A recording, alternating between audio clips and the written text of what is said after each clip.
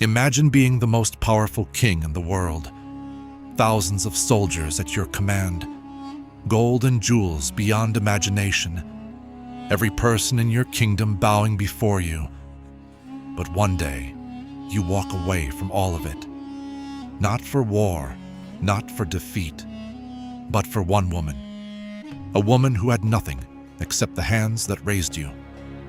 This is not a fairy tale. This is the untold true story of King Ardashir, the man who chose a mother's love over an entire empire. Stay with me, because this story will change the way you think about everything. The year was 485 BC.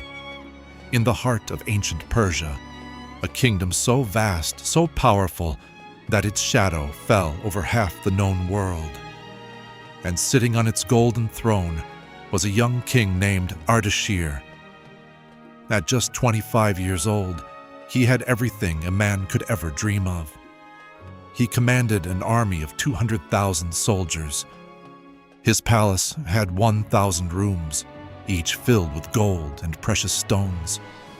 Kings from distant lands sent him gifts just to earn his friendship. People called him the chosen one of God. But behind all this power, behind all this glory, there was one person Ardashir always returned to. One person whose opinion mattered more than all his advisors. One person whose single smile meant more to him than all the gold in his treasury. His mother, Mariam. A simple woman, a humble woman, who had raised Ardashir alone with nothing but her bare hands and an unbreakable love. But one dark morning, everything changed. Ardashir's most trusted advisor, General Keva, came rushing into the throne room. His face was pale, his hands were shaking. "My king," he said, "I have discovered something terrible." Ardashir sat up straight. "Speak," he commanded. General Keva took a deep breath. "Your mother, Queen Mariam, has been secretly meeting with our enemies. She has been passing information about our army to the rival kingdom of Babylon. My king, your own mother, is a traitor." The entire court went silent. You could hear a pin drop. Ardashir's hands gripped the throne so tightly, his knuckles turned white. Every single advisor in that room was watching him, waiting, because according to Persian law, the punishment for treason was only one thing: death. Even if the traitor was the king's own mother. For 3 days, Ardashir did not eat. He did not sleep. He sat alone in his chamber, staring at the wall. His advisors came one by one. "My king, you must follow the law. My king, the kingdom is watching you. My king, if you spare her, you will look weak." But Ardashir said nothing. On the 3rd night, he finally went to see his mother. She was sitting in her chamber, calm as the ocean before a storm. When she saw her son, she did not beg. She did not cry. She simply opened her arms, like she had done 1,000 times when he was a child.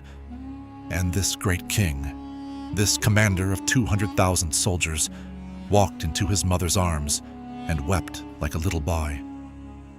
"Tell me the truth," he whispered. His mother pulled back, looked into his eyes, and said, "I did what I did to protect you, my son. Babylon had threatened to assassinate you. I gave them false information to lead them away from you. I was protecting my child, the only way a mother knows how." Ardashir closed his eyes. He knew, in that moment, she was telling the truth. But General Keve and the court, they would never believe it. The law was the law. And so, Ardashir made a decision that would shock the entire world. The next morning, Ardashir walked into the court. Every advisor, every general, every nobleman was present. The room was completely silent. Ardashir walked slowly to his throne. He stood in front of it. And then, he did something nobody expected. He reached up and removed his crown. The golden crown of Persia that had sat on the heads of kings for 300 years. He held it in his hands for a long moment, looking at it. Then he placed it gently on the throne and stepped back. "I hereby give up my throne," he announced. The court erupted. "My king, you cannot. This is madness. Think of the kingdom." But Ardashir raised his hand, and the room fell silent. "You want me to choose between the law and my mother," he said quietly. "But I will choose neither. I will not betray the law, and I will never betray my mother. So I choose to walk away from the throne, from the palace, from the power. My mother gave up her entire life to raise me. The least I can do is give up a crown for her. A crown can be replaced. A mother never can." He walked to his mother's chamber one last time, took her hand, and together, the greatest king in the world and his old mother walked out of the palace gates into the unknown with nothing but each other.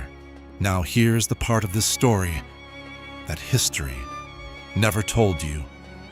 3 months after Ardashir left, the kingdom of Persia collapsed. General Kaveh, who had taken the throne, was exposed as a liar and a traitor. It was he who had been secretly working with Babylon. He had framed Queen Mariam to remove Ardashir from power. The people of Persia were furious. They searched for Ardashir for months. They finally found him, living in a small village, farming the land with his mother. They begged him to return. Ardashir looked at his mother. She smiled and nodded. And so, Ardashir returned. He took back his throne, he brought justice to General Kaveh, and he ruled Persia for another 40 years as the most loved king in its entire history. But here is what history remembered most about him. Not his armies, not his gold, not his power. They remembered that he was the king who chose his mother over his empire. And because of that one choice, he became truly the greatest king who ever lived. If this story touched your heart, give this video a like. Subscribe to Untold True Stories, because we have hundreds more stories that the world forgot to tell. See you in the next one.